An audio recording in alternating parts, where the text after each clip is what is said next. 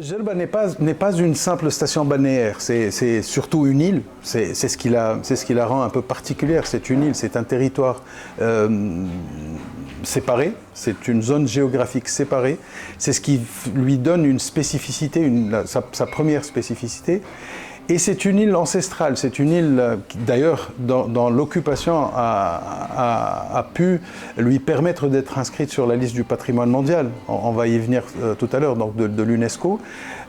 Mais c'est aussi une île de la tolérance, c'est une île dans laquelle vivent plusieurs religions ensemble depuis toujours. Ce n'est pas folklorique, ce n'est pas une vitrine, c'est du vécu.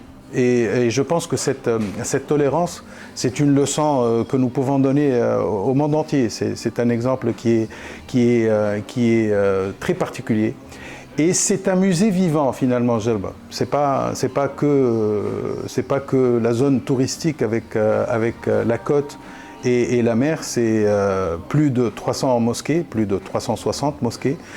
C'est des territoires à perte de vue où nous avons les menzels, cette espèce d'architecture vernaculaire qui fait la particularité de Djerba.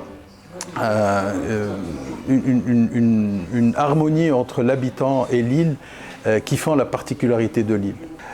Être inscrit, c'est pas uniquement un badge, c'est pas uniquement un label que nous pouvons porter, c'est aussi une responsabilité pour pouvoir transmettre cette particularité. Et ceci sous-entend que nous sommes obligés d'investir dans ce patrimoine pour pouvoir le préserver, parce que le momifier ne suffit pas, il faut y investir, il faut être créatif dans l'ouverture des menzels pour que ça devienne des maisons d'hôtes ou des musées vivants. Il faut pousser les propriétaires, parce que ce qui est particulier à Djerba, c'est qu'il n'y a pas un site qui est inscrit, ce sont 31 éléments qui constituent un bien répartis sur toute l'île avec 7 zones, 21 mosquées, une synagogue, une église, une zone côtière qui est très importante et 2 villes qui sont, ou plutôt un village et une ville qui sont Hamsouk et El Harazghira.